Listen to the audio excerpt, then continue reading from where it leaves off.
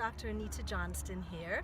I'm at the NEDA Walk in Denver, which is an amazing event for people who are struggling and family and friends to come and celebrate and share recovery stories and encourage each other and support each other.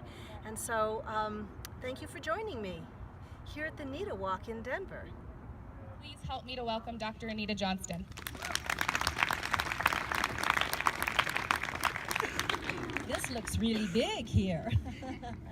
I'm going to do my best to talk with this mic, but I talk with my hands, and so bear with me if I get a little quiet. I first want to express what an honor it is to be here. NEDA is an amazing organization. You are amazing people, because by showing up here today, you are NEDA. And I'm honored because I get to do what I like to do more than anything else in the world, which is talk to people and tell them people get better. Recovery is possible. I've been in the field a long time. I know of thousands, truly thousands. I get emails, letters from around the world. I meet former clients of mine all the time. It is absolutely, totally possible to recover. And what I want to share with you, it's just a little metaphor that I shared a long time ago with a client of mine who was trying to understand recovery and what was involved and how could she possibly do it. And so it's a little bit of an imagination, because recovery begins with imagining recovery in the first place. And so I want you to imagine you're on the banks of a raging river. It's pouring down rain, and you slip and you fall in and you're drowning. You're getting pulled down through the rapids. And along comes a big log and you grab on. And the log saves your life. It keeps your head above water when surely you would have drowned. And eventually it carries you to a place in the river where the water is calm. And you can see the shoreline from there. But you can't get there, this is the tricky part, because of the log. So you're trying to swim and hold on to the log at the same time. The eating disorder is the log.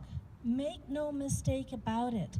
It has served a function, a very important function, and it would behoove you to find out what that function is. The problem is that it gets quite complicated, because there's always somebody on the riverbank going, let go of the log, let go of the log. And you feel like an absolute idiot because you can't let go of the log. Well, the way I see it is letting go of the log may not be the best thing to do initially. Because what happens if you go, okay, and you let go of the log, start to swim to shore, get halfway there and realize, oh shoot, I don't have the strength to make it. That means you don't have the strength and confidence to make it back to the log either, and you're really sunk. So what do you do instead? Well, let go of the log, try floating. As soon as you start to sink, grab back on. Then you let go of the log and you tread water. And when you get tired, you grab back on. And then you let go of the log and you swim around it once, grab back on. Twice, grab back on. 10 times, grab back on. 20 times, 100 times. Whatever it takes for you to have the strength and confidence to make it to shore. And then you let go of the log. So the recovery process isn't something where you just wake up one morning and ta-da, you're recovered. It's a process of learning a certain skill set that is required, especially if you happen to be one of those thin-skinned people that are living in a thick-skinned culture. There are certain skills that a person needs to be able to maneuver safely and confidently and joyfully. And so you develop those skills, and that is what the recovery process entails. And the good news is, long after the eating disorder is gone, you have an amazing skill set that's going to get you through life, no matter what life sends your way. And life will send all kinds of stuff your way, but you'll have the skills. What are those skills? Well, thank goodness there's not 1,001. There's a small handful, and for each of us, we've got our regulars that keep coming up. But there are things like media literacy. You have to understand the cultural soup we're living in. And emotional literacy. You have to be able to identify your feelings. And proprioceptive awareness, learning how to listen to your body and know when to eat, when to stop eating, when to move, when to rest. And then the big skill for me, I've never seen anyone ever recover without this skill, and I've seen lots of people recover. And that is assertive communication, the capacity to take your feelings, put them into words, express them in the kindest, clearest way possible. And so there's skills. It's like learning to swim or drive a car or ride a bike.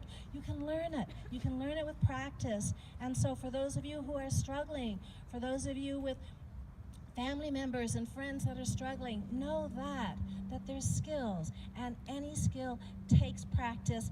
You'll be a little clumsy in the beginning, but you can do it. Recovery is absolutely possible. So thank you. Thank you for sharing this day with me, and for showing up for yourself and for those you care about.